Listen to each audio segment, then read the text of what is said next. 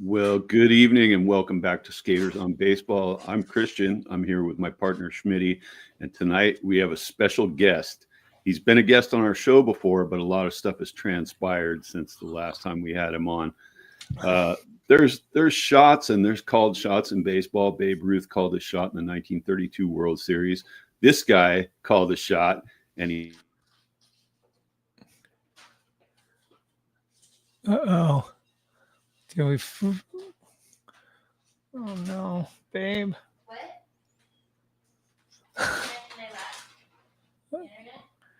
Mm-hmm.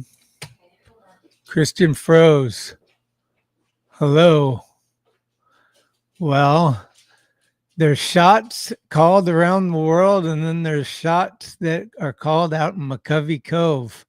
We don't know what happened up north to Christian, but away we go, guys. We got a special guest tonight. Very, very stoked.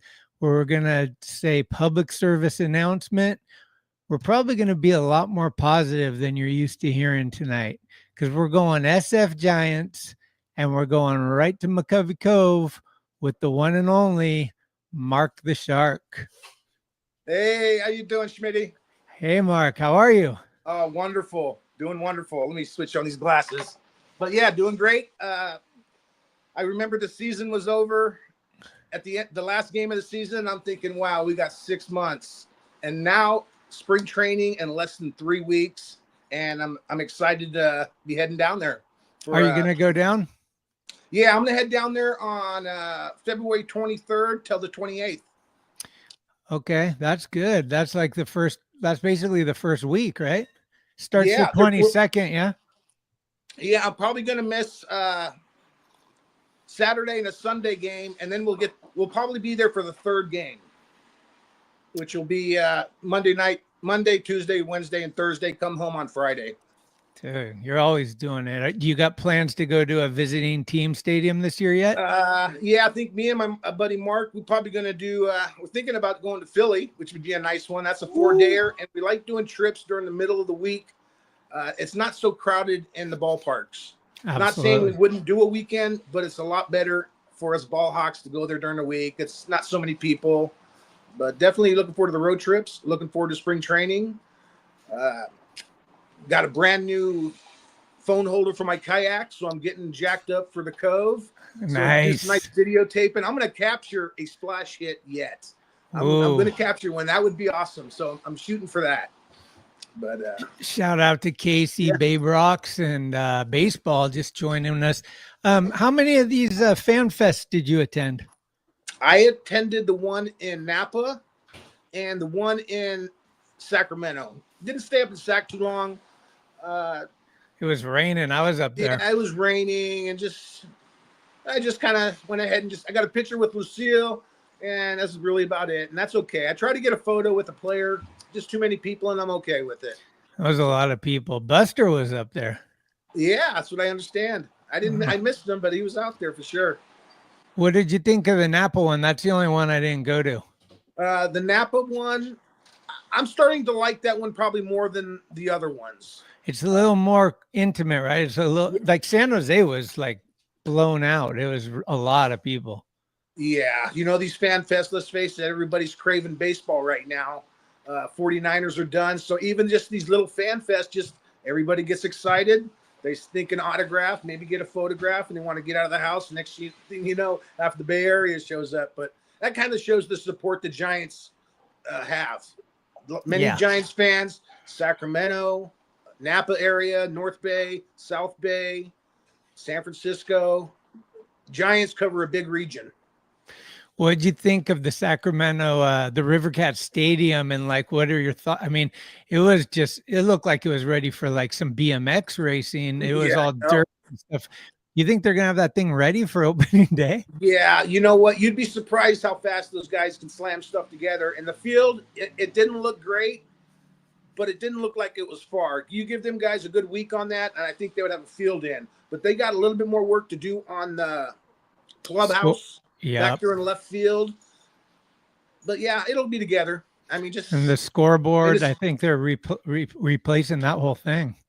Yeah, it looks like a new scoreboard. a big scoreboard for MLB. Who knows? They'll probably only turn it on when MLB's playing, and the River Cats will still use the small one, I'm assuming. But you never know. There is 2 clubhouses, one for AAA and one for the big boys, major leaguers. It's going to be interesting. I mean, that place holds like 14,000 people. So it is going to be interesting. I'll probably get out there, but it is the A's. I'm still interested in the A's, but God darn it, leaving Oakland made a big difference to me, and it's I lost the A's, and I'm okay with it. I'm not really much into rooting for them up in Sac. That's only a temporary. Maybe when they get to Vegas, I'll even actually start rooting for them a little bit. But this Sac thing, it's actually kind of hurtful, believe it or not. yeah, But, it's all good. Go A's. Maybe they play good over there. We'll catch a few ball games. looks like Christian got his phone charged. It's not my phone. The power blipped out for a minute. That's wow. Life in the wilderness. It's been raining for 6 straight days, and I was finally panicking to get the download on this, but yeah, very stoked. I got so late I forgot to enter like this. Just 1 second. Let's retry this. Sup, hella this, hella that. There we go.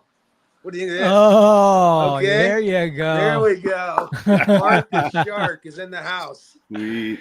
You know what? My friend Jordan said, Mark, a buddy went kayaking with me, and he gave me this. As I got something for you. This is great for night games. Believe it or not, it's very comfortable. Keep you warm. Covers the ears. Does it have a liner in it? What? Does it have a liner? Yes, it's very good. Nice liner, but I like it a lot. It really, it's sweet. So I love that one. Always looking for a cool little knick-knack, a little prop. Got to be Mark the Shark. You got to look for something new every year. Yeah, is the kayak modified? I haven't been any kayaking since baseball season. But have you modified your kayak? Like, have you got any new toys or anything? Well, the fact that I needed a new phone holder was really about the only thing I needed. Okay. So for the most part, it's the same old kayak. I'm ready to get in it and go get some balls. Awesome. I plan on the final Fan Fest at Oracle Park, which I believe is in 2 weeks or so. I'm going to set the kayak up by the front entrance and see if any kids want to get a picture in it. Nice. I'm going to set it up there, and when they open it, sit up there bright and early. Let everybody, if you want to sit in it, sit in. If you don't. But just have it there and let them, whoever wants to do it. And then I'm going to take it around and drop it in the water and paddle around the cove for a little bit during Fan Fest. I'll take it back and lock it up and call it good. Hopefully you got some good weather. Casey said he got a photo with you in Napa. Who did? This guy, Casey, who's joining us. Oh, really? Where's Casey at? He's in the chat. In the comments. Right. Yeah, I probably. Oh, yeah. Maybe there's so many people. Instagram and everything has been so awesome. I cannot believe how many people I've met just since for 5 years being in the Cove. It's really been cool. Yeah. Well, you're all over that Lamont Wade advertisement for the 100th splash. Oh gosh, it seems like it's the home run that keeps giving. Every time I turn around, there's either an interview. It's how cool. I mean, I knew it was going to keep giving, but I think it's going to keep giving. I mean, it's just something that I get to talk about. And what's really cool, guys, is the plaque that's out there on the catwalk, out there on the boardwalk out there. Yeah. It's the Splash 100. I get to look at it, and I can say, man, I know who got that ball. It's just super cool. So, yeah, being a big fan, I've talked about it 50 years, and holy crap, I got something that's a bronze plaque. It's for Lamont. Lamont hit it, but gosh darn it, somebody had to get that ball, and you know who did it. So that's a real cool thing. I'm super happy about, and this Giants fan stoked. Yeah. But we got a couple big ones coming up with Jung Hoo Lee coming back. We're still looking for that one, and we're still looking for Ohtani if that pops out there. But go Giants. Yeah, I definitely like to see Jung Hoo Lee finally putting out there. He's been out obviously all last year. He's got that. He's got to do it. And that's what's nice about this year. I think we had some good pickups. And if you think about it, Jung Hoo Lee was a new pickup. He hadn't played last year. So, we could think we have a new player. We know we had him for 2 years. It's our second year, but he's going to play this year. Yeah. And then we got the good shortstop. I think our pitching's really coming around. The division, that's going to be a hard one. Get to the playoffs, win the wild card, play good baseball, finish 10 games above 500, and you got a shot. Yeah. See, this is exactly why we wanted to get you back on, because there's been so much negative going on with all of the different channels and streams and social media and people being so down on the Giants for this offseason. You are always positive. You always have the bright outlook about it. And that's why we wanted you on here, because we've been trying to keep that torch burning with people against all the darkness that's out there right now. And so we thought you were the perfect guy. Yeah, I've always tried to stay positive. I went and put $60 on the Giants to win the World Series. That's awesome. Thinking positive. This year, 40-1 odds. If the Giants win the World Series, it's $2,400. That's right. On a $60 bet. Let's go. You know what? I bet with my heart. Okay, most people will say, "Oh, Mark, you just gave away $60." But I got the rest of the season to think about that $60, and it just kind of keeps you interested. I do it every year, but yeah, I put my money on the Giants because, gosh darn it, that's my team. Right. And I think we do have the players. Bob Melvin's second year, that's going to be a plus. Mm-hmm. No Farhan is going to be a plus. No Farhan's going to be a plus. Just the Buster aura, that's going to be a plus. Buster's from what I understand, everybody, you got to be accountable. Everybody's going to be accountable, and that's great. And I think Bob Melvin and Buster and some of these new add-ons and some of the guys we've had, I think we're looking a lot better than people think.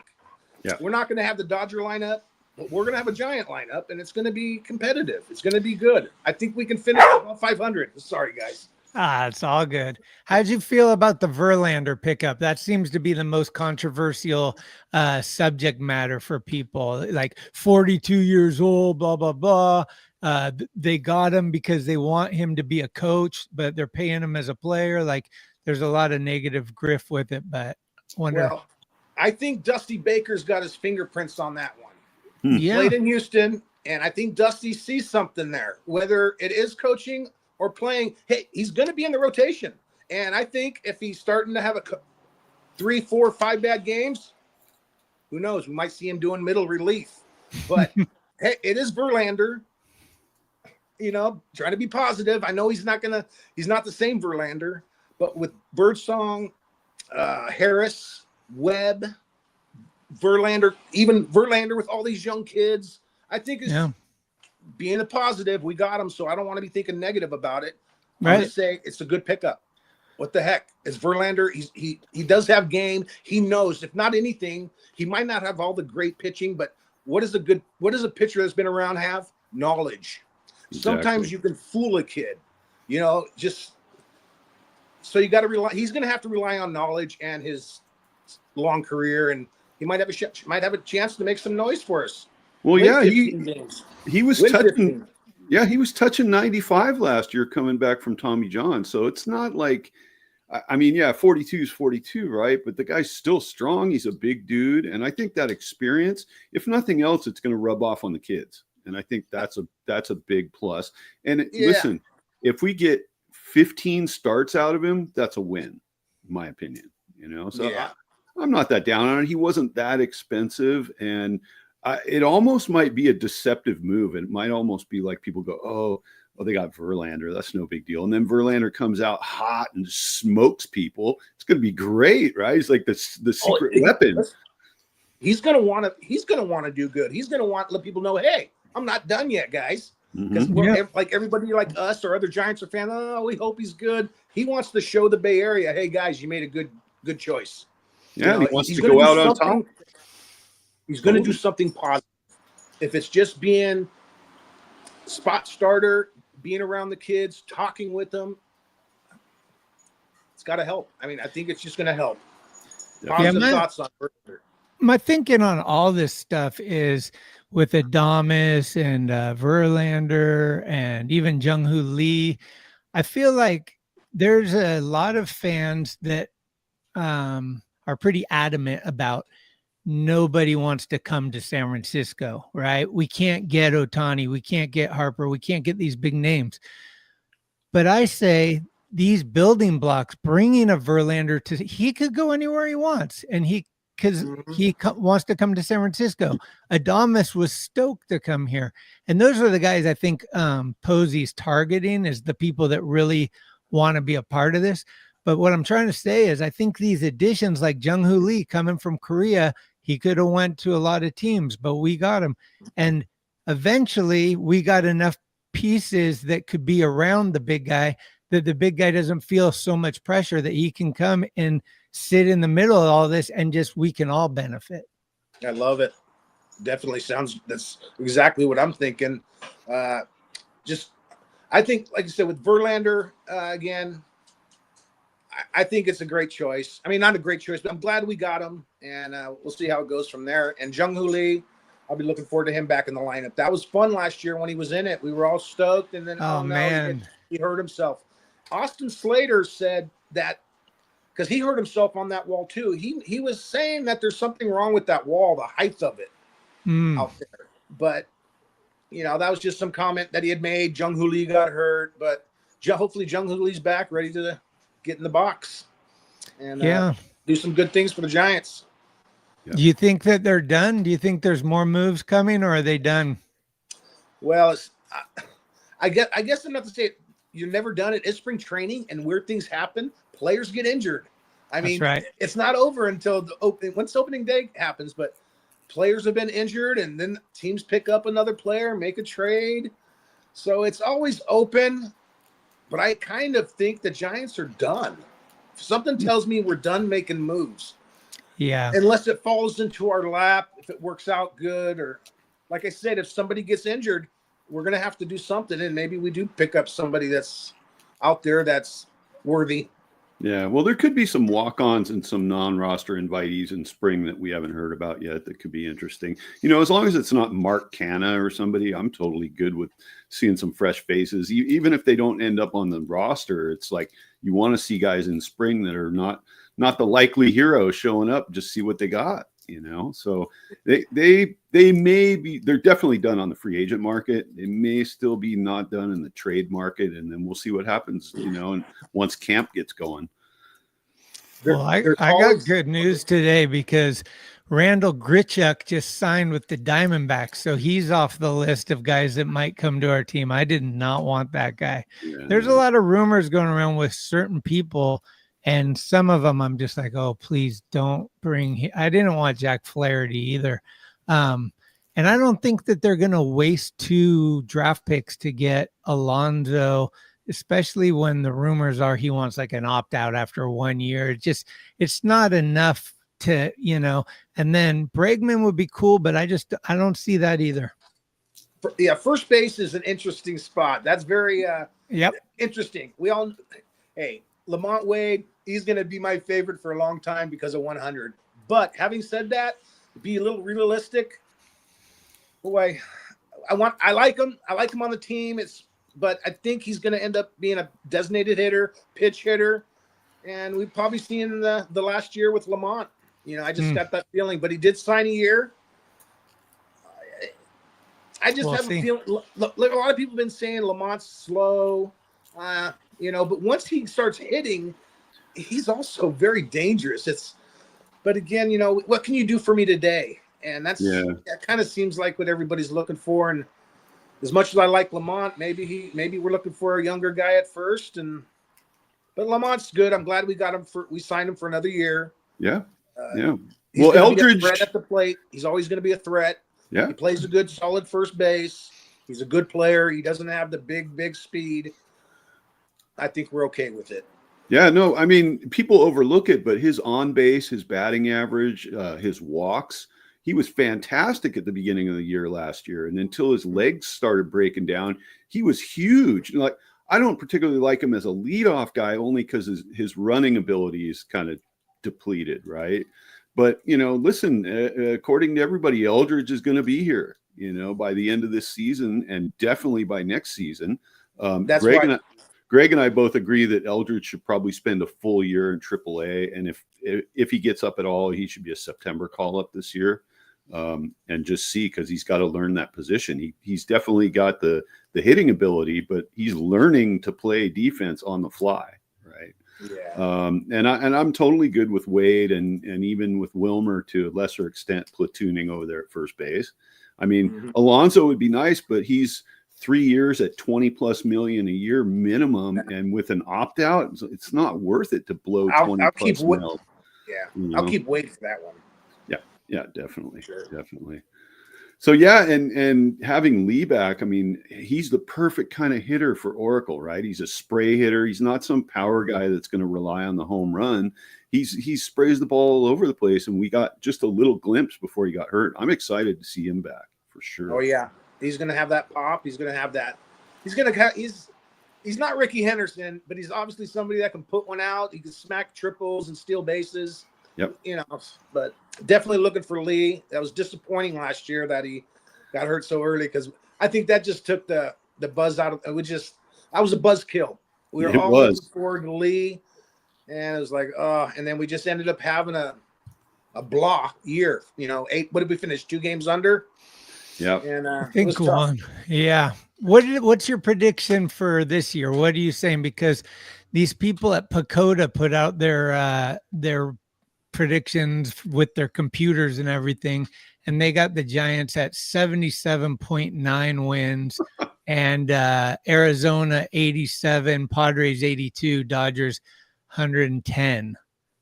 I don't know how they do it, how they come up with these numbers, but I think, I was looking at a statistic too, is out of the last 7 years, the Giants have finished under 500, and we finished at 5. We have not been playing good ball, except for that 107 year that Kapler was here. We won 107 games. Right. But we haven't played. We have the players, but we haven't really been playing good ball. Obviously, we need to get to the playoffs and start getting excited again. But I think this year coming up, I'm excited. I mean, the Dodgers and all those other teams that kind of it's a little discouraging. But I think our pickups, a ball player is a ball player. Get on the field, throw the ball, hit the ball, and let's try to win more games than we lose and see where we end up. Yeah. And things happen in the playoffs. It's different now with the balanced schedule. You don't play your division rivals nearly as much as you used to, right? So the Giants can actually kind of go like, you know what, the Dodgers, it's not about how we play the Dodgers. It's about how we play everybody else. Exactly. So you focus on all the other teams that you got to play, and you got to win those series. Just keep winning those series. Try to steal some away, and definitely win series at home. And you only got a couple of series against the Dodgers and the Padres. Arizona doesn't scare me. The Rockies obviously are not much. So yeah, I like it. I mean, I like their chances. I think that the Pacoda thing is based on a lot of analytics that we all know. Like, analytics don't play; the players play, right? Exactly. So I'm excited about that. I want to get your opinion on Matt Chapman, because a lot of people are not stoked on Matt Chapman, but Greg and I both feel like Matt Chapman's a great asset. Oh, are you kidding me? Matt Chapman? I mean, just from what I understand, just his clubhouse presence, he's the funny guy. You ever see that referee shirt he wears? Yeah. He got that from Stephen Volt from Oakland. He Okay. was crazy. But number one, from what I understand, he's awesome in the clubhouse. Third base is glove. Come on. He's like the best defensive third baseman for sure. Personally, I don't understand how you could really be disappointed with that. I'm stoked. He signed for 6 years. We got a damn good third baseman, one of the best. And his hitting, he's aggressive. He knows baseball. I mean, he's Matt Chapman. He's the real deal right now, and that's the guy. He was worth 6 years. He's with us, and let's use him. And Chapman's real deal. I can't see why you would. Who else would you want to put there? Who else could you? We got the guy we wanted there, and now we got the shortstop. We got Jung Hoo Lee coming back. Our pitchers got a year under their belt. Let's have a good season. Yeah. Look, Chapman gave us 25 home runs last year. I mean, his strikeout totals were a little iffy, but I mean, I think he's a really good product. I think he's well above average, and defensively, he's Gold Glove, no problem. If he can just get back to where his strikeout totals were when he was with Oakland, man, then we really have something, right? Because when he played for Oakland, he never struck out. So, I mean, I'm excited about him. I'm excited about this whole team, but I just feel like Chapman's been getting a raw deal from all the fans. People saying like they're calling him Crapman, Sometimes people just don't like somebody. Maybe it's his personality. Maybe he played for the A's. I don't know. But I mean, I haven't been watching much Chapman until he got back with the Giants. Yep. How he ended up with the Giants was kind of a surprise. Oh my God, we got Matt Chapman, and then we signed him for a long deal. That's great. It's funny because I look at the fans, a lot of fans, especially because social media just airs everything. Everybody thinks they have a voice now. It's interesting that, everybody wants the game sped up. They got the pitching clock and all this. What I'm finding is nobody has patience. And baseball is a game of patience. It's the beauty of the game. It's a 162 game marathon. It's not a sprint. And people want to fire Buster before the season starts. Like there's all this crazy talk. And you're like, dude, you got to just relax because you didn't get Soto or because you didn't get, I mean, to be honest, if I'm being critical, I really wish they got Corbin Burns. I really wanted that second ace with Logan Webb. And it just didn't work out for whatever reason. But I'm excited to see what's going to happen. Like, who's going to play right field? Is it going to be McRae? Is it going to be Matos? Is it going to be Yaz? Is it going to be Encarnacion? Spring training is going to tell us a lot about this club. I mean, Yaz is Yaz. I could see him possibly playing quite a bit. And the right field's we're going to see some platooning out there.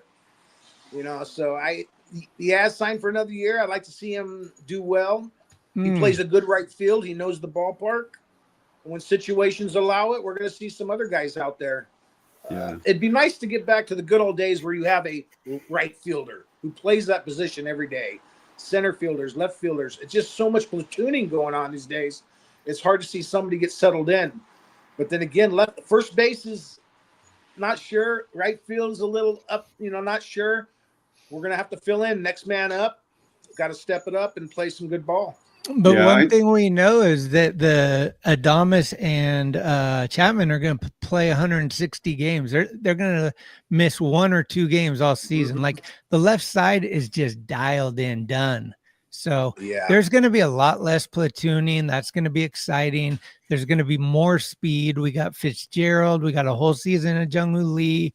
We got Chapman stole 15 bases. People don't understand how fast Chapman is and what a good base runner he is. And then Patrick Bailey with the guidance of Buster and Bob Melvin and conditioning. I think this guy, like the sky's the limit for this guy. He could be a lot better, and he's already really good. Yeah, you just brought up Patrick Bailey. We weren't thinking about him either. What a great! I mean, look at that. We got possibly the number 1 catcher too. So that's great. Yeah, he needs to stop switch hitting. That's for sure because his splits from the right side are terrible. But yeah, Bailey's great. He's solid back there, and it's just I think he just ran out of steam last year. He wasn't quite 162 game fit, right? So Robert. And as far as the outfield goes, like Ramos is kind of like cemented in now after the season he had last year, and now we're looking at, Lee's going to be pretty much your everyday center fielder. I mean, Yaz could potentially end up being like a 4th outfielder who comes in for defense in the late innings, and then that leaves us with Matos and McRae kind of battling it out for left field. I mean, it's going to be interesting in the outfield, but I think Ramos is definitely already in there. Spring training's coming up. We're going to find out a lot. Yep. Sorry. Spring training is going to tell us a lot. Hey, Mark, I don't want to put you too much on the spot. If you don't want to talk about it, it's fine. But I got to ask you, do you know anything about the McCovey Cove Dave and Elliot Ramos drama? Like he hit the ball into the water and he wanted it. And then I don't know what happened from there, if it's happened or not. Right when it happened, a couple of days later, I called Dave and I said, "Hey, I congratulate you, Dave. That's awesome. You got one of the biggest homers of all time out here. That is so cool."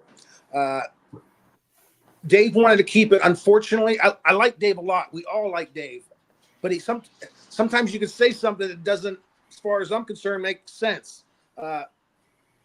Dave had mentioned that he needs to earn it. That one kind of rubbed me wrong, and that's all due respect to Dave. Dave is a stud. He's snagging home runs, but you're out there. I just personally, if I would have gotten the ball, jersey, bat, ball, lineup card, and photograph, and I'm happy. And I think I could have got those things. It's a big home run. Dave does keep a lot of his homers. He wanted to keep that one. It's a special ball. He wanted to keep it. The Giants wanted it back, and he said no. But unfortunately, there was another situation with him a couple weeks before when he got Harris's home run from the Braves, and that stirred up some stuff. Because but that one I back because he's not a Braves fan, so it's like he doesn't want Braves gear. Right. The last thing, Dave and I are out there, and I really do enjoy competing with him because he's McCovey Cove Dave. When I get a home run and he's out there, I love it. I just love it because he is Dave. And I told him that. I said, Dave, when I get a home run and you're out here, I love it. You guys are awesome telling out him there. How good he is. Yeah. But as far as the Ramos home run, that whole thing was just very strange to me. And unfortunately, what happens in the Cove affects everybody in a certain way, even affects me. I mean, I go out to the Cove after Dave got that home run. He wanted a parking spot. I'm out there and people are asking me, hey, did you get your parking spot? And I was like, that wasn't me. That wasn't me. But It's funny now because the internet is just instant reaction and whatever. And I think the way that Dave worded what he had to say about it didn't.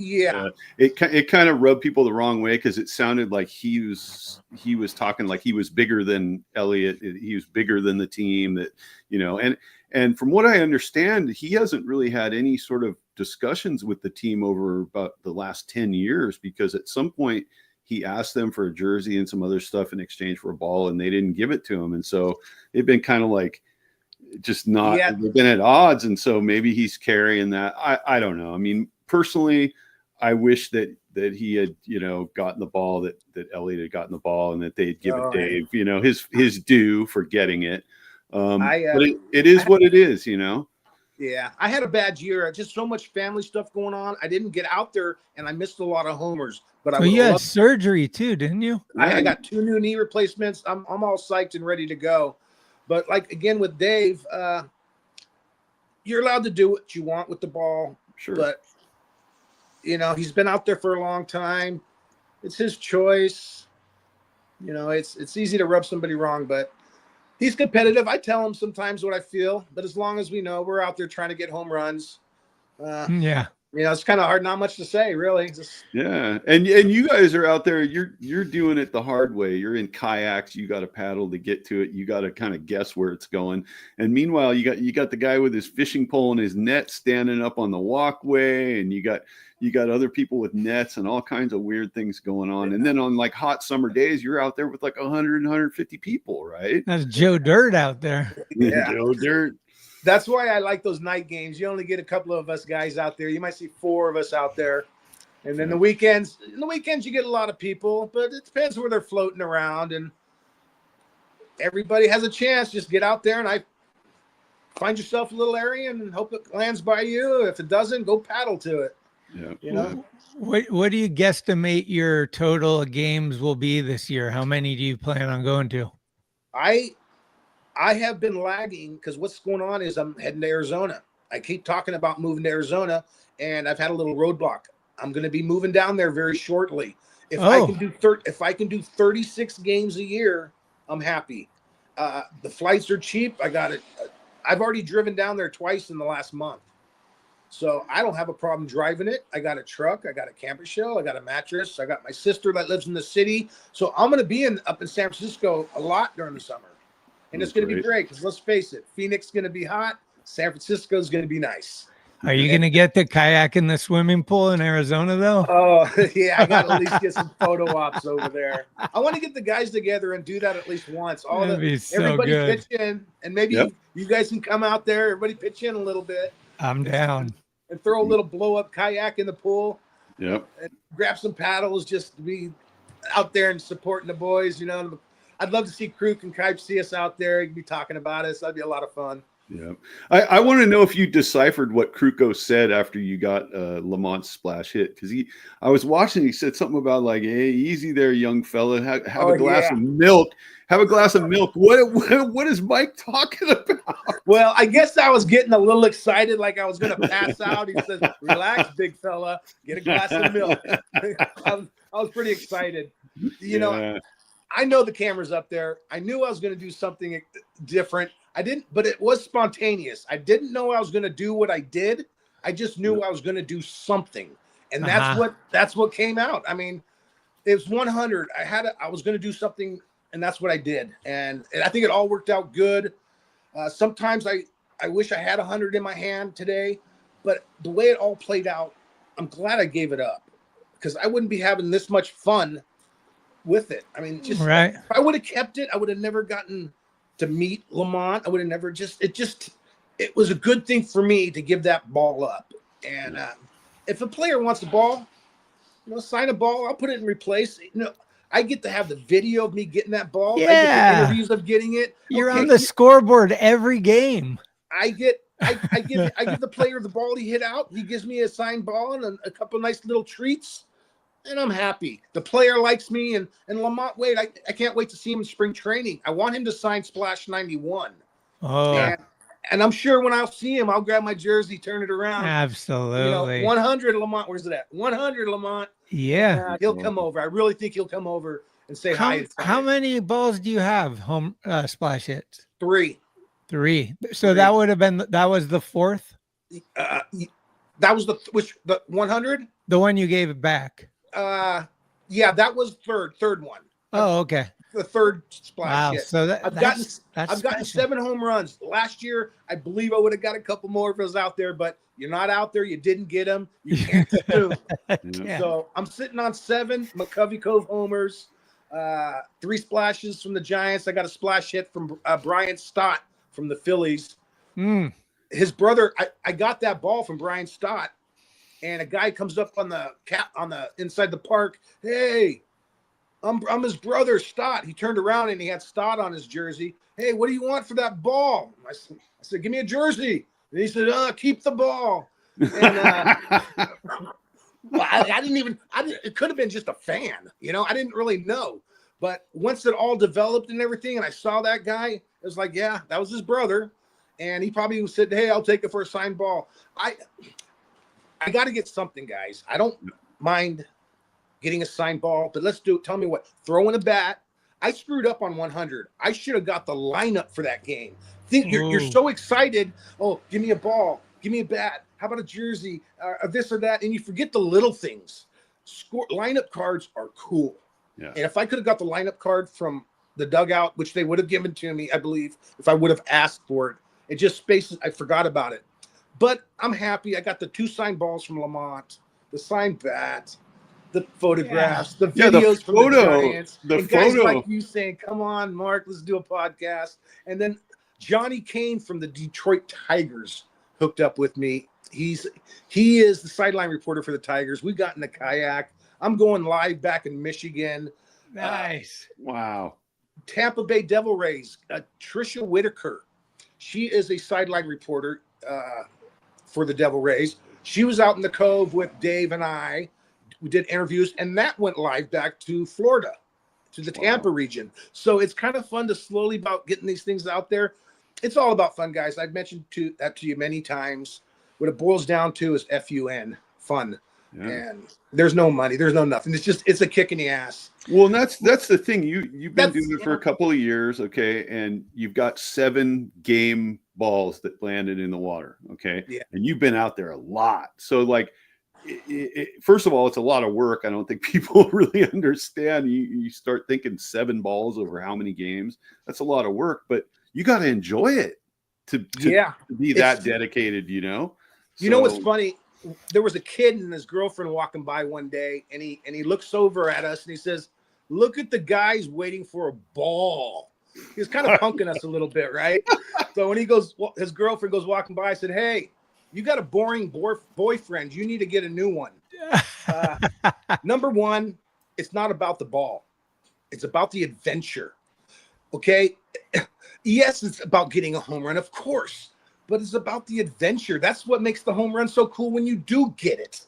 Yep. You know, the drive to the city, get in the kayak and sit out there for 3 hours, and then you're tired. You want to go home, and then the ball lands in the cove, and you grab it, and you go, "This is what it's about.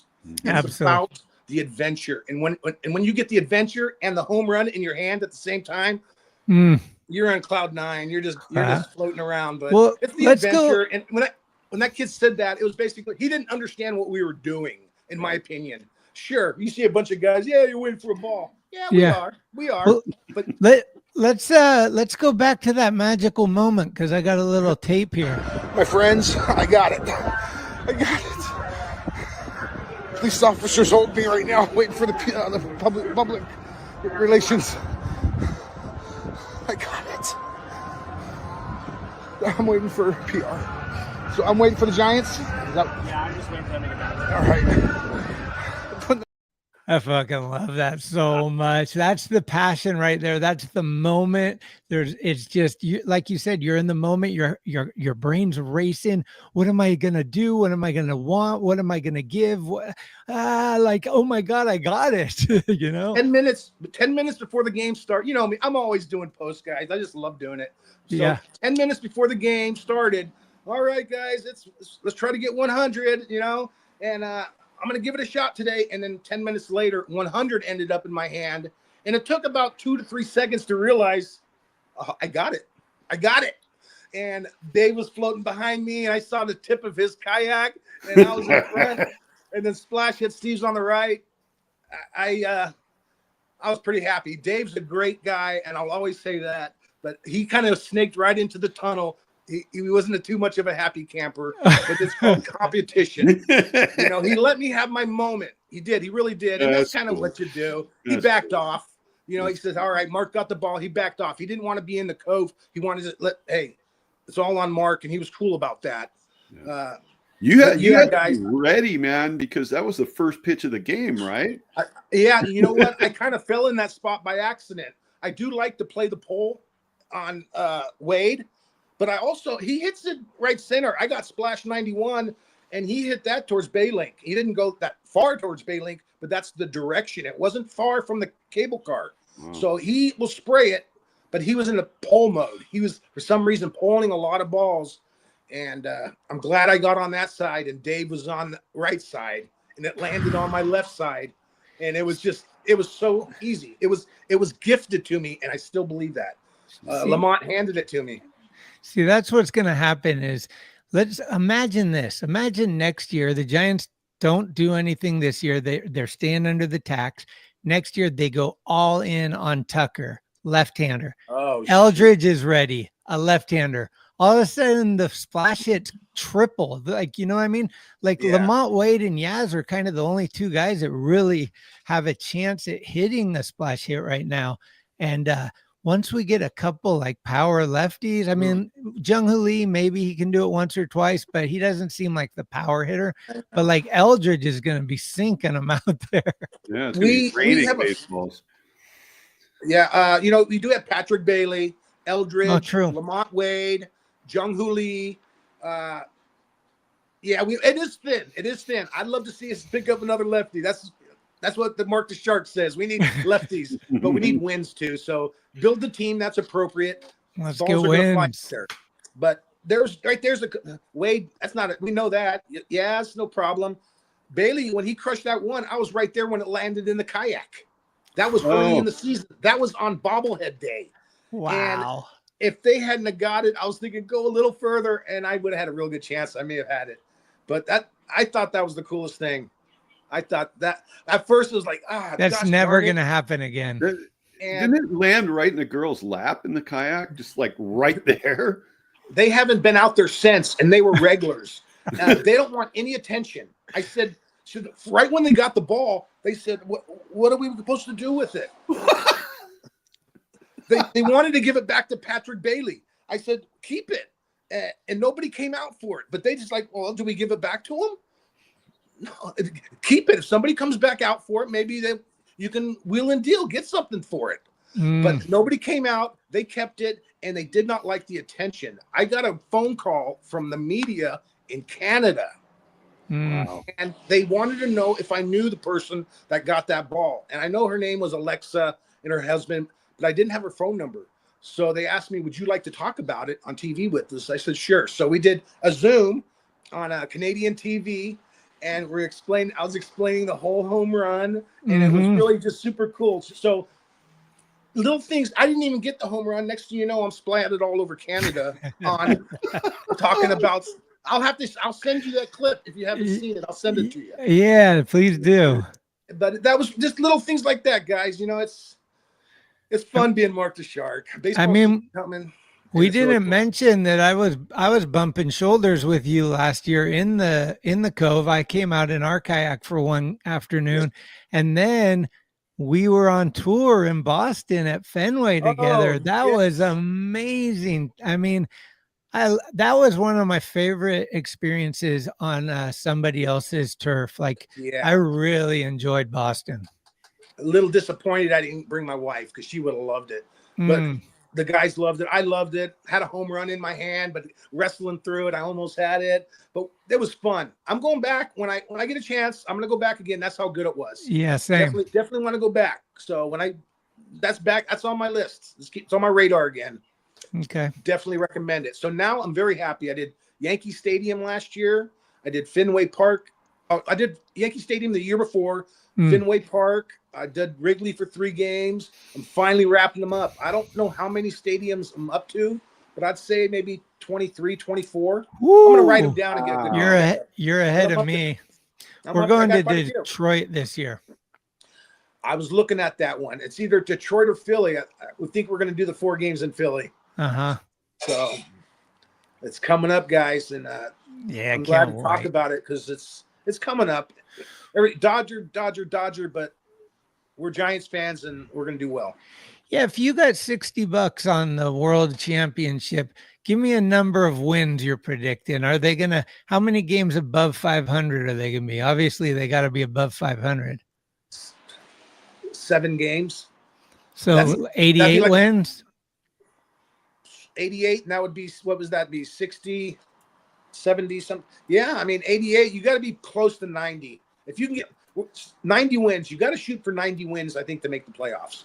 But some teams made it 2 games above 500, 3 games in the wild card game. We need to play good ball this year. We need to play. It'd be nice to get 10 over 500. You know, we're not going to clean up. We're not going to win 100 games. I'd be quite surprised. But we can definitely put a good year together, and we need 88 wins. You know, we need to win more than we lose. And like you said, we don't play the Dodgers much. So there's going to be, you know, I know I almost feel like we're already counting the Dodger games as losses. We don't want to do that. We still got to play the game. But we got to play the other teams. We only play the Dodgers twice at home. Those are games I'm going to be at. But we only got the Dodgers twice. Okay. Yeah, it'll be interesting. Kristen, I never got a number from you. What was your prediction for wins this year? I'm at 83. Yeah, I was, after going through all of it, I think I was sitting around 86, 87. Okay. So I feel like they can't be below 500 this year, that they're going to be above 500. How much, I don't know. I just feel like if they could just get the fundamental daily in and out play better than it's been, they're going to be fine. You know, they can get the bunts down, if they get the strikeout totals down, if they can hit sacrifice flies, basic baseball, right? I think if they can just return to that a little bit, they're going to be fine. You know? Yeah, I agree. I think, like, I would love them to be in the playoffs and obviously win the whole thing. But my expectations this year is just to kind of acclimate and get like your nucleus really in tune with what you're trying to do, filter out the fluff and just get the core super strong. And then the following year, there is no excuse to not be in the playoffs. We'll have Eldridge ready. We'll have Posey 1 year of developing, and all these new guys like Randy Wynn and all these other guys that are in new positions. Like, people need to understand that a new position is a new position. You can't just be like, okay, I fixed everything the first week. Like, it takes a minute, you know? Oh, yeah. I mean, this is the big leagues, but I'm so looking forward to it. Absolutely. Well, cool, man. We appreciate you joining us. Yeah. It's been fun doing these YouTube live things. We get like a little chat area and people make comments and this and that, and we're just trying to build the the network of people. So once the season starts, it'll be super fun to do like a pregame or a postgame show or whatever. That'd be great. We'll even have to do a show with me sitting in the cove. Yeah, For a little bit. for sure. That'd be awesome. That'd be super fun.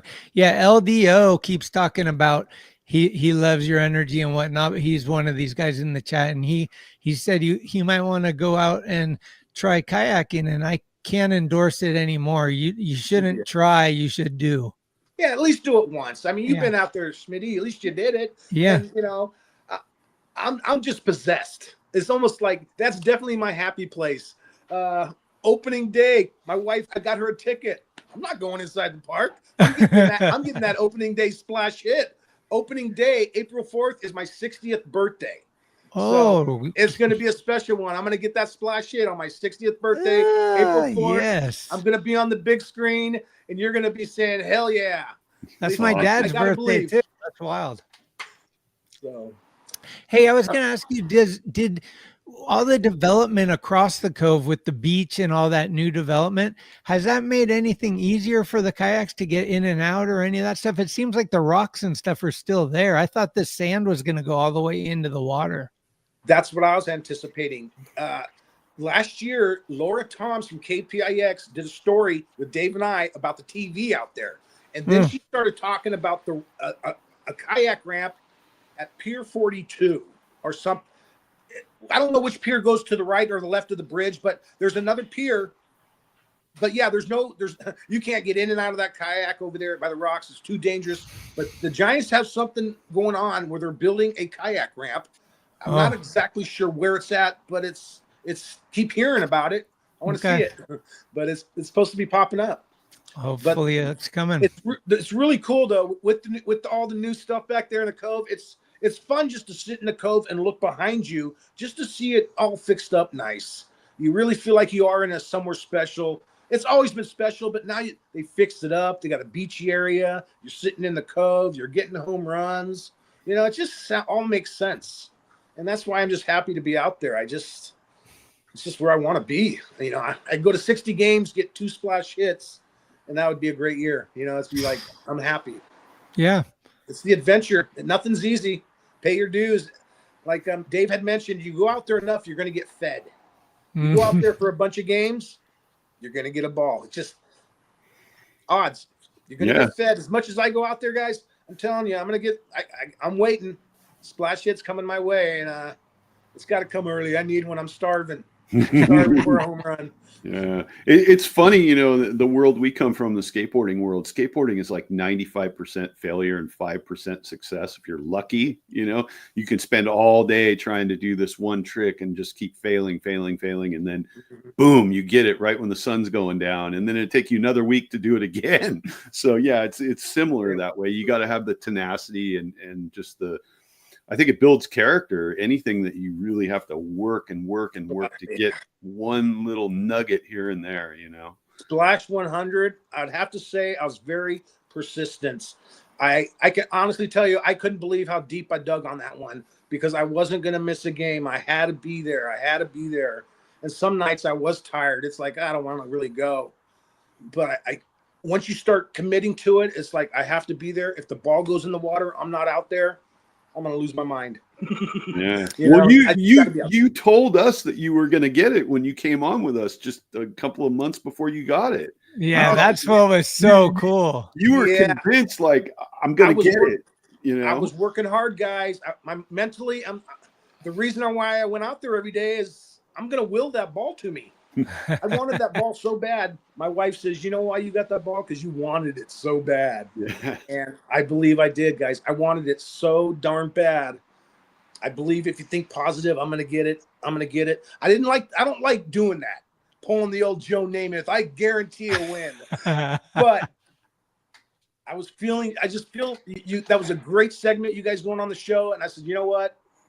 I'm going to get it. I believed when you came on with us and the way you talked about it, I'm like, he's definitely going to get it. And Yeah.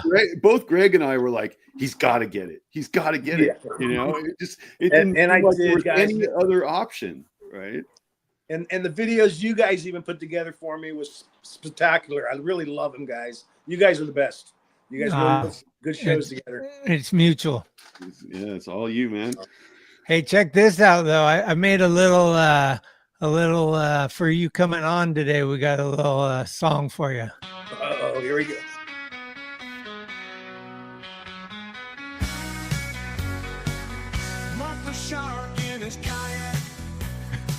Right. I'm liking it. Splash hits and giant streams, summer skies sway. Only grabbed it, hands up high in air.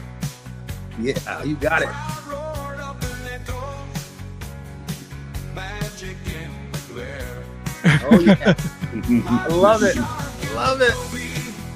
Oh, yeah. That's great. Fantastic.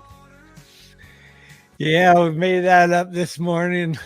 Thought I I'd love throw it. it on for you. Oh, I'm going to listen to that quite a bit. I'm going to play that for my wife. Oh, that's so awesome. Well, what's and so you're moving to Arizona, Yes, I would say probably like Scottsdale or Phoenix area or something? Yeah, in the possibly like in Surprise, which is northwest. Yeah, I know. Surprise. So yeah, I'm going to make the move. I'm going to take my piggy bank and go buy a house Oh, nice. and live happily ever after. That's the game plan. And yes, Phoenix is a long ways away. I can't just wake up and drive to a ball game because it's an 11-hour drive. Uh-huh. But I'm going to be there a lot. 36 games, 6 games a month, 36 games. We'll see how it plays out. Maybe I come up here for more, but I don't want to miss out. It's so much fun. It's addictive, and I don't want it to stop. Oh, wow. It's just Okay. so much fun. I'll be up there, guys. And a Giants fan in Arizona, Giants forever. Yeah, well, Forever. Doesn't matter where I live. Absolutely. It's San Francisco Giants rule.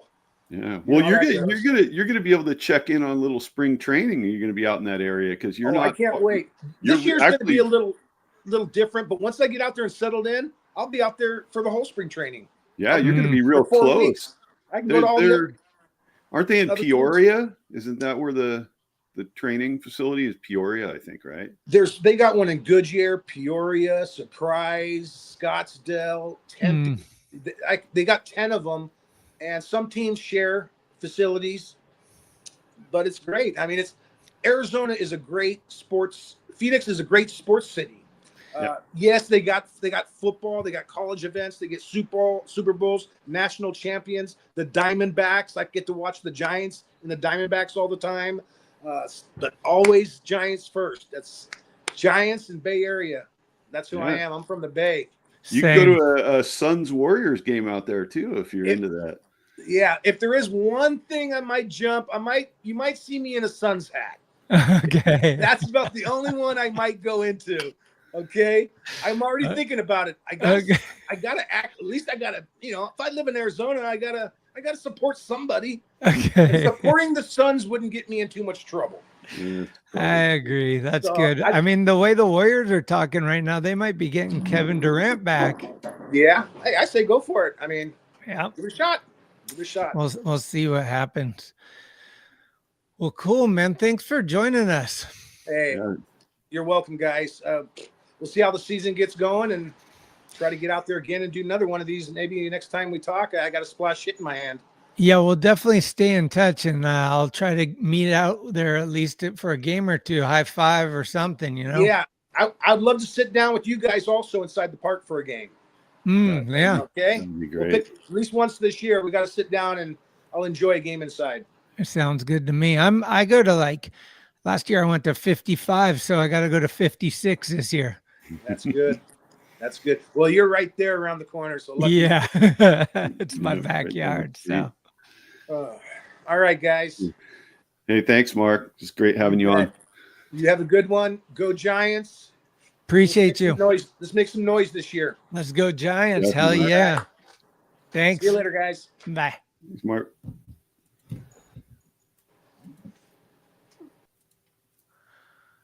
That was Right. Mark the Shark, in case you didn't pick up that somehow.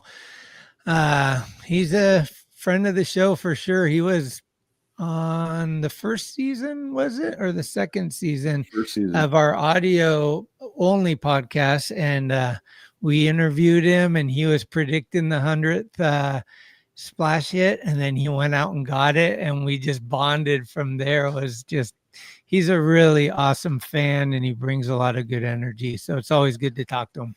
Yeah, and that was the whole point, right? Is that his positive mental attitude about all of it is just, it's infectious, you know. I mean, we got excited when we had him on the first time, and it's great. I think we need that right now, because a lot of people are kind of down about what's been going on in the off season, and like, look, baseball's right around the corner. We got to get it pumped up. We got to get the fire burning. So it's that's what we want, that attitude, you know.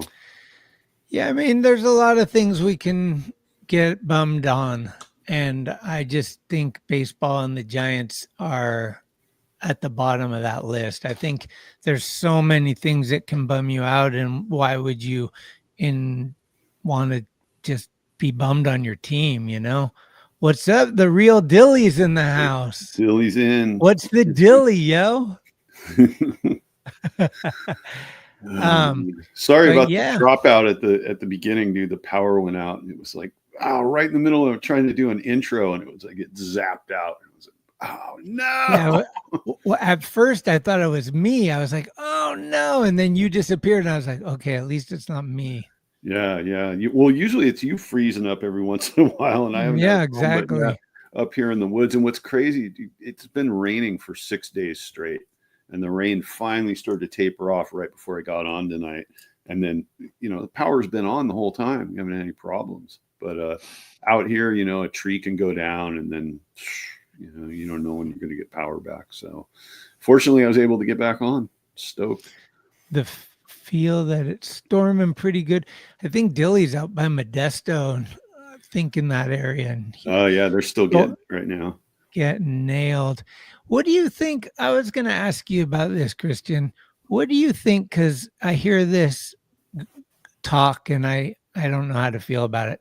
But these guys are suggesting bringing in the fences, so it's more of a hitter's park, so we can attract hitters. I feel like that's really just kind of a faux pas and pathetic. Not only that, but I think it's inviting trouble. Because Yeah. you're not bringing the fences in just for your guys, you're bringing the fences in for everybody. And if I'm not mistaken, they actually did move the fences in once already when they put the bullpens in, right? Yeah.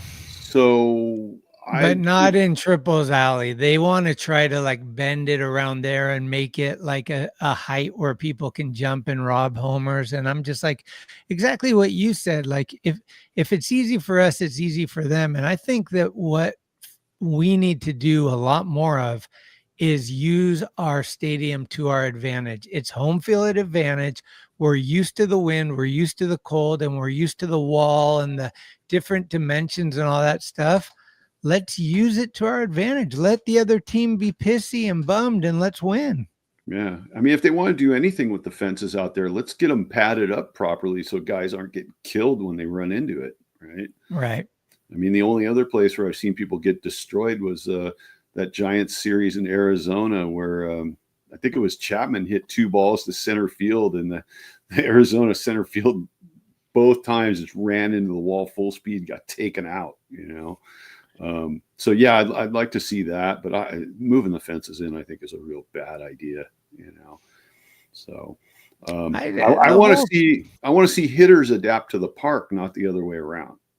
Right. Yeah. I mean, the type of players you go for are ones that would excel in your arena. You know, it's like you don't get a Brandon Belt that's going to fly out to deep right center all the time. You get somebody that's going to hit them off the wall or hit a line drive into the alley with speed, and these different type of players. I mean, there's players that can succeed really a lot here, and I think Jung-Hoo Lee is one of them. I'm excited about Jung-Hoo Lee. I know that people think he's been fragile in the past and all that stuff, but I just think his heart and his character is really supreme. And I think his skills, like the jump to balls, his defense was amazing. I think his bat to ball ratio is high and strikeout is low. These are all things that attract me to, having speed where he's the fastest guy on the team as far as going from first to third, although Fitzgerald was saying he's the fastest guy on the team. So it's going to be interesting when these fast guys get together. I'm looking forward to speed, man. Yeah, and Grant McCrae's probably going to tell you he's faster than both of those guys. Exactly. But yeah, the speed plays at Oracle, that and spray hitting. And I think that, Oracle can turn a guy with home run power into a guy with warning track power real easily if the guy hits a lot of fence skimmers, Sure. And I think we saw that the first time they brought Matos up, where it's like he's got all these tools and he can hit, but the power just wasn't there because the strength wasn't there. And when he went and got built up, I mean, he's hitting the ball a lot harder. But that's, again, I keep going back to that same argument. You can't necessarily pursue the big power guys and expect that power to play the same way in San Francisco with the fog and the wind. It just doesn't happen. So this is what I'm saying, Eddie. I think it's a bitch move. It's like, dude, come on. Yep. Yeah, it's bananas. The idea of that, it's like I heard that and I heard move to Santa Clara, and both those just irked the hell out of me. That's even worse idea. Like but it's people that live so far away from the city that they don't really appreciate the importance of having a big ball club in the city. I think as we're starting to rebound after COVID and try to build up the city again, it's like really important to have sports teams here. The Warriors and the Valkyries and the Giants, they're all going to do a lot for our economy and just for our general vibe. That's why I do not understand the negative attitude. It's like, these are the things that you're supposed to be stoked on. You can go 9 to 5 and be bummed, but like after work, let's get hyped. It's Giants time. Yeah, and for people who live in the South Bay, I got 3 words for you. Caltrain, fool. It lets you off right there, Yeah. Yeah. So I mean, we've talked about this point about the unique fields. I mean, if you go back and you look at old baseball stadiums, the original old baseball stadiums, man, each one is so radically different from the next one. The dimensions, everything, like where the fences are.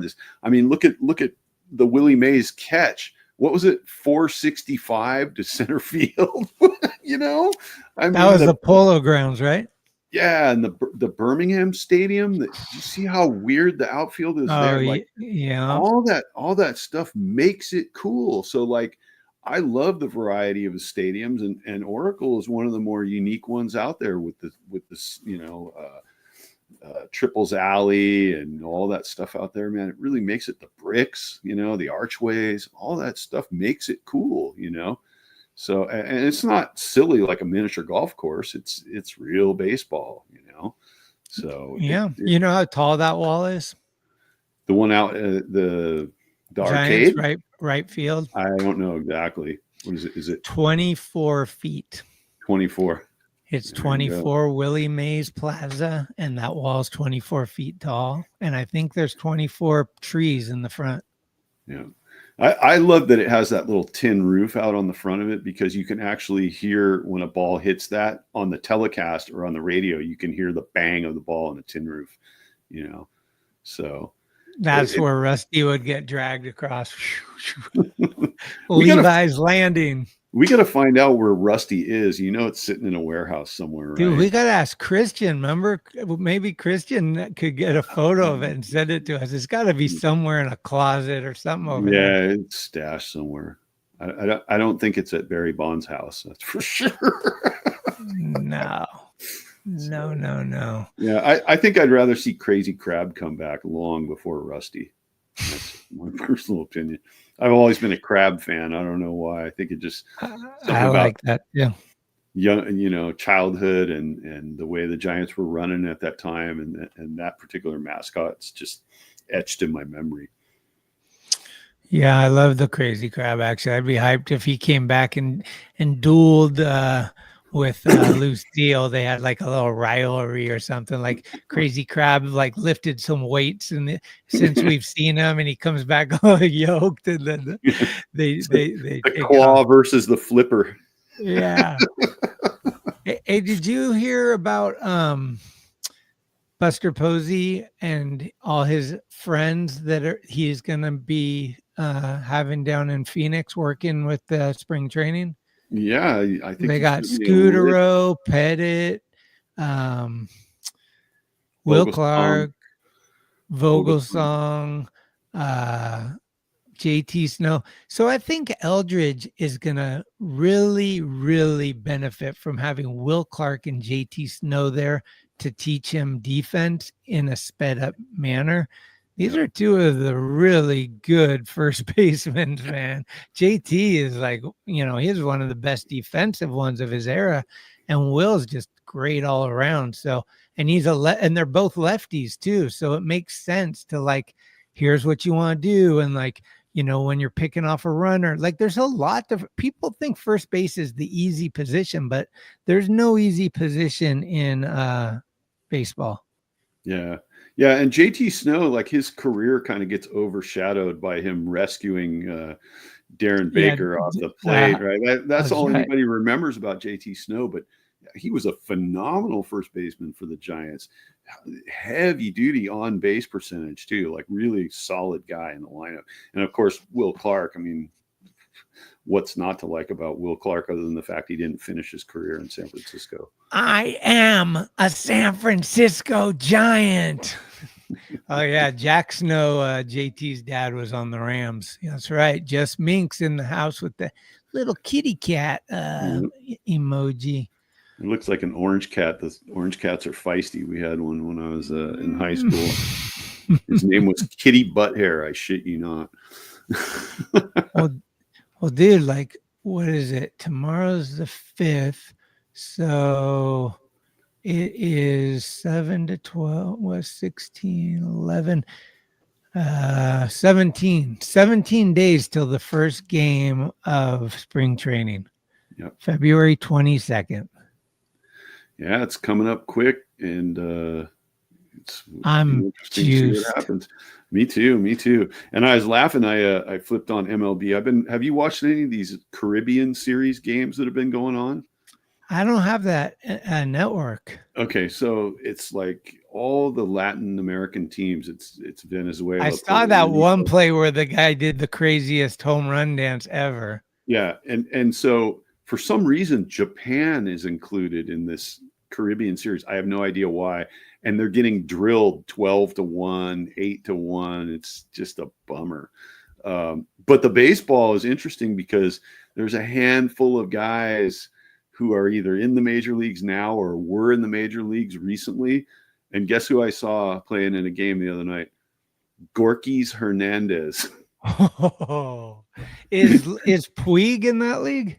I don't know. He would have to be on the.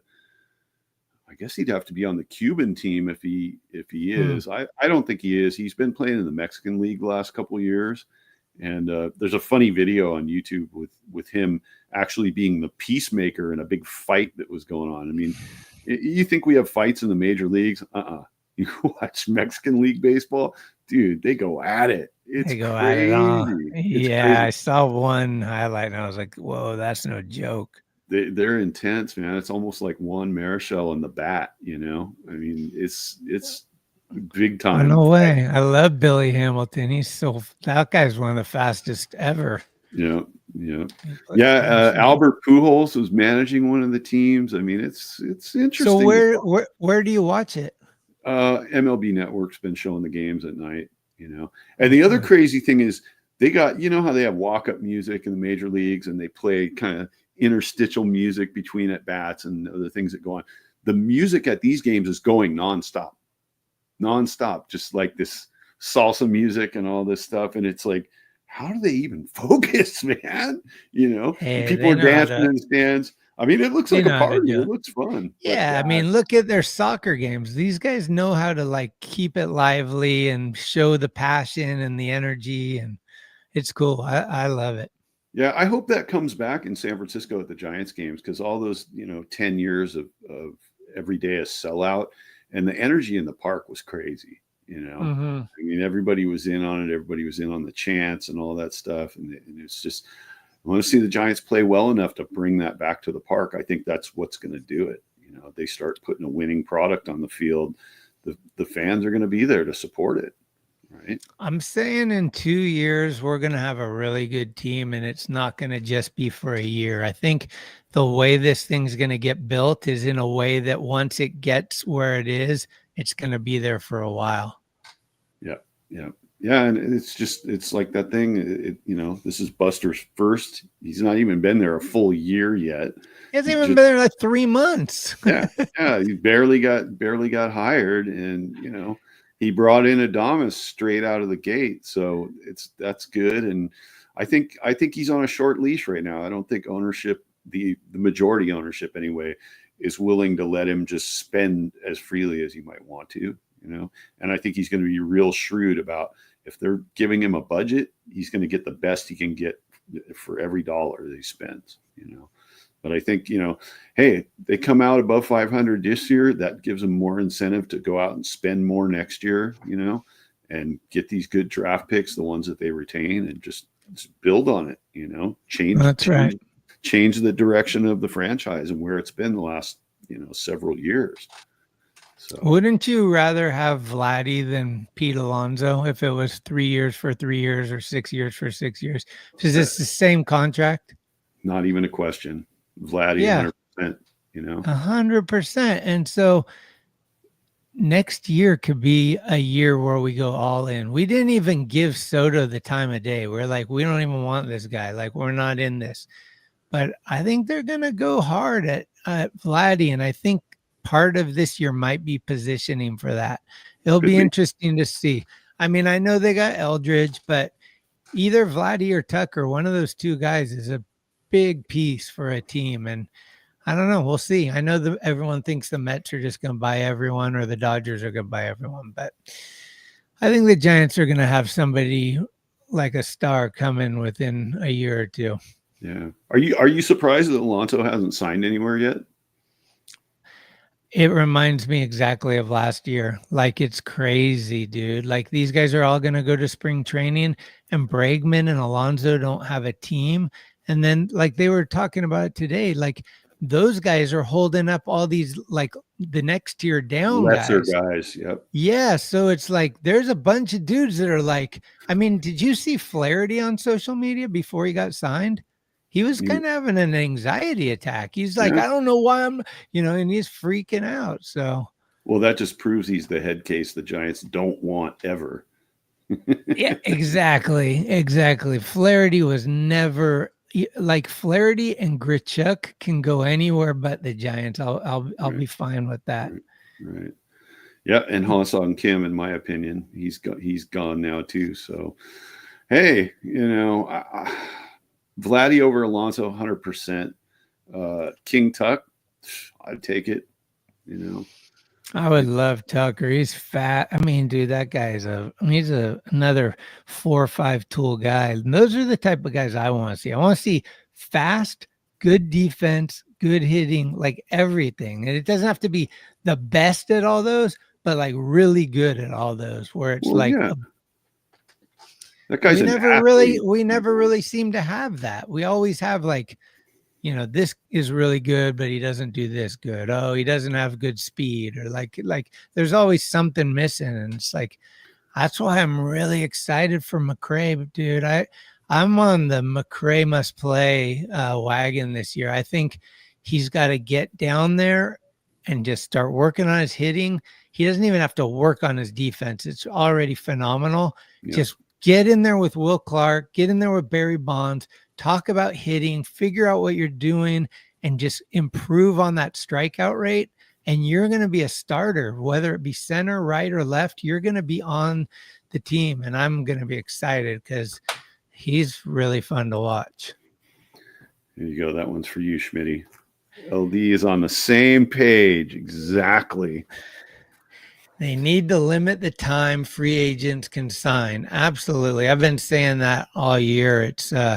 It's really a bummer. And I hope that this year nails that into the ground, because last year it was really hard for Jordan Montgomery, Snell, even Chapman. See, people don't remember Chapman signed late. He Real had a late. good year, but he was shuffling just like these other two guys that didn't have good years signed around the same time. I'm just saying Chapman's probably going to have a better year this year than he did last year. I could almost bet on that. So Sure. I'm excited, man. Adamas, like, dude, what? Who cares if we don't have Sasaki or like whatever, some Soto, or there was so much unrealistic expectation.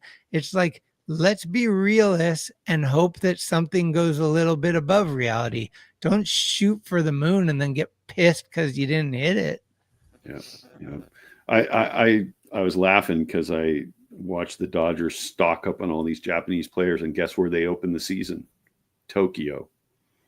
That's The crazy. Dodgers Yeah. are playing the opening series in Tokyo. So it's like, what are you trying to suck up to Japan and get more, advertising revenue out of Japanese companies?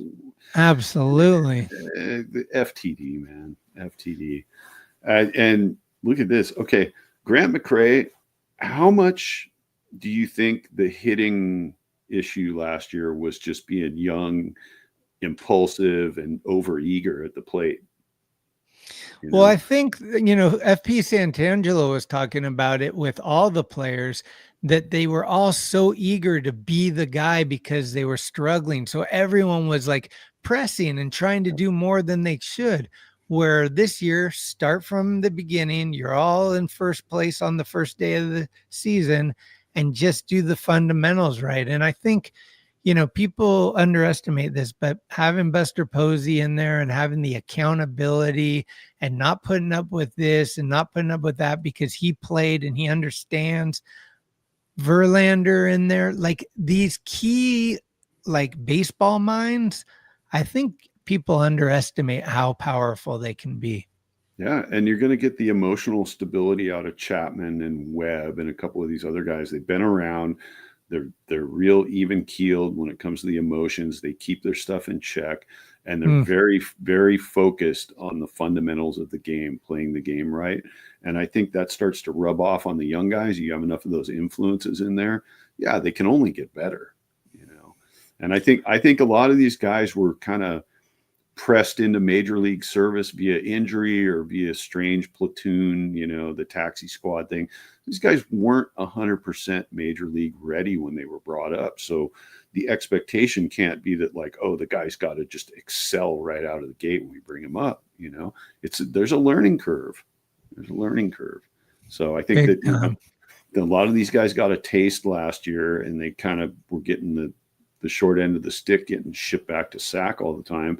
And this year, I think spring training, they're going to separate it out, and they're going to make choices based on who can be the everyday guy, And I think that's going to go a long way in terms of confidence with a lot of these young guys. They know. And they know they're going to be in there every day, and when they do, just like Ramos, we learned like once it was his job every single day, the guy just took off. He was fantastic. Well, that's what I was going to say is I think nobody, for some reason, Ramos is always kind of the guy that nobody talks about. And I think he was an all-star last year. Yep. He was our all-star. He is, I just did, a lot could happen this year. A lot of good things can happen. All these guys feeling like they're in, like you said, they're in the position. They don't have to like worry about going back and forth between SAC. I just think there's going to be a lot of good stuff, and watching Birdsong and some of these young arms like develop and seeing who, dude, with that many arms and only this many positions, that competition is going to bring the best out of all these guys. Yeah. So, yeah. Well, LDO, I gotta tell you, that's bringing up, you know what time it is. It's time to shit on Farhan. Yep, he was poisoned to SF. Yep, he's really made it tough for Buster to get started without people critiquing him because they don't remember that Farhan left a huge mound for him to go through. It's going to be fun, guys. Giants baseball is very near. I'll tell you this, next Wednesday, a week from tomorrow, Series 1 of the 2025 Topps cards are released. I might have to I might buy a jumbo box and open them live on the air. We don't know what I'm going to do. But a week after that is the first game of spring trading. We made it. We got through the atmospheric river, the winter, the Trump, the whatever, the blah. We've done it, guys. Baseball's back. Go Giants. Yeah, it is exciting, man. It's exciting. I mean, it's like that's all there is to look forward to right now is that. You know, that's all you got. You're winning. It could be the best sorry team. I think the best sorry thing was the final season of Westworld based on that Avatar, because Westworld was great and then it just went off the rails. I didn't see the last season. It was bad. Yeah. Hey, on the topic of television, before we get out of here, have you finished Yellowstone yet? Okay, I'll just tell you this. As bad as Avatar was, Yellowstone is the opposite. It is so banging. I'm so hyped on it. And we have 3 episodes left. And we're going to watch the finale Friday night. So we have to decide, are we watching Tuesday, Wednesday, Tuesday, Thursday, or Wednesday, Thursday? Because we're going to have to take one day off. Last night it ended so gnarly that we wanted to dive into the next episode, and we've just been like, no, we got to pace it out because when it's over, we're going to be bummed. Yeah, but it's been really good. Yeah. And 1883 has been going for a couple of weeks now too, right? Oh, has it? Yeah. I think it started like maybe mid-season of the Yellowstone final season. So shit. Yeah, I think there's a few episodes out there. I'm going to wait until they're all available because sometimes I get into stuff like that and I can't stop for 3 or 4 episodes. I just grind through it, man. Yeah, Eddie, here's my take on this Giant stuff, because I was looking at the Pagoda predictions where it's more Farhan than Posey in my mind. But they got the Padres at 82 wins and the Giants at 78. And I think that's going to be flip-flopped. Like at the bare minimum, the Giants will win 82, 83 games. And I think the Padres are not going to do as well as anyone thinks, because there's a lot going on over there and people aren't really understanding that to some degree. They got the Cardinals at 78 wins. I think that's high. I think Cardinals are falling apart as well. The Reds at 73 seems really low. I feel like the Reds are going to be better than that. And the Pirates at 75 felt a little low too. So we'll see. Arizona 87. Yeah, I could see it, but I could also see them 83, 84, 85. You know, like I think Giants and Arizona could be real close. And Arizona might be a little above, but I'm not saying that we can't play with them. That's for sure. But the way this all panned out, it was Dodgers, Braves, and Cubs as the division winners, and then Mets, Phillies, and Diamondbacks as the wild card. So that sounds pretty safe. But as in NCAA basketball tournament, I always got to take 1 or 2, randoms that are going to surprise underdogs. Everyone. Sure. Yeah. Sure. And I love being the underdog. Dodgers being the overdog, and everybody wants a piece of them. So, we'll see what happens. Yeah. Yeah. I think a lot of teams are going to be hungry and try to feast on the Dodgers if possible, and you never know what can happen in the course of the season. I think the Giants will win the season series against Arizona. I actually don't think Corbin Burns really makes Arizona that much over the top of the Giants. And I'm telling you, man, Gallen and the other guy they got, they're the former aces. Those guys are starting to wind down a little. They're not what they once were. So let's just getting up there. Yeah, look at this. Okay, there you go. There you go. LDO coming in with the knowledge. 2021, they predicted 74 wins. And they went That was 33 over that. 33 less than they won. So, It's insane. yeah. I do think for me, the most interesting thing leading into opening day is Luciano and Camilo Doval. Are they a part of this? How are they a part of this? And if not, do we trade them and get something? What do we get? I think those two players, I don't know what's happening with them, and it's going to be interesting to see what develops there. Most of the other stuff, unless there's a trade, is set. I think Wilmer and Wade platoon at first, and then right field is whoever shows the best, in spring training, whether it be Matos, McRae, Luciano, Yaz, Encarnacion. There's a lot of names. We also got a DH position to fill, which I think is more like an Encarnacion. I think you want to keep Encarnacion out of the outfield probably when you got people like Ramos and Jung-Hoo Lee, these like really good defensive players. Yaz is great defensive. So it'll be interesting to see what goes on there. But I just want the Giants to do well, more so to just shut up everybody, all the naysayers. Yeah. I can't wait to see the bandwagon. And I love that some of these shows are recorded so I can rip some of the things and be like, remember when you said this? Yeah. But well, I think I'm going to go watch a Caribbean Series game and wind down, have some dinner and whatnot. But yeah, we'll get together again soon. And anybody who's out there, I think you put the Mark the Shark interview up on YouTube. It's on our YouTube channel now, right? Yeah, it is. Anybody wants to go back and see like what we're talking about, if you didn't catch it before, it's really something to behold. His mental outlook and his belief in himself to get that ball was fantastic. So if you enjoyed seeing him tonight, go check that out for sure. Yeah, and any skate enthusiasts, we put up Steve Screaming Lord Salba yesterday.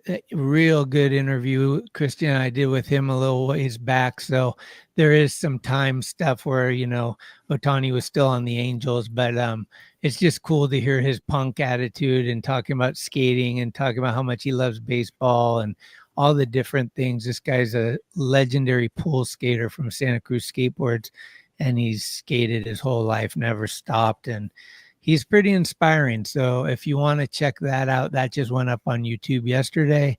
We're always looking for new subscribers. So tell a friend, tell family, put it on your Facebook. Maybe we'll give away some swag if we hit the numbers that we want to hit. We're definitely wanting to grow. So help us out, guys. Yeah. Thanks for joining us, Eddie, LDO. Shout out to all you. Baseball was in here earlier. Babe Rocks.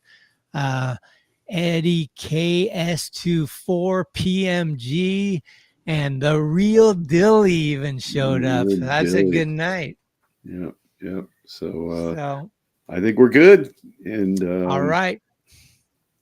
We'll be out of here. And we'll be out of here. Peace. Thanks for listening to this episode of Skaters on Baseball. If you liked what you heard, please spread the word, give us a good review, or hell, blow us up on your social media if you're down. Follow us at Skates on Base on Instagram for baseball news and other fun stuff. We love comments and listener participation, so bring it with an audio clip or an email. You can email us at skatersonbase@gmail.com. We're everywhere you get your podcasts, and we'll be here all season long. Let's go, San Francisco. Let's go, Giants. I'm excited to give everything that I have for these next 6 seasons and, see where it takes us. Adios, Pelota! See you soon. Thank you. And I am forever a Giant.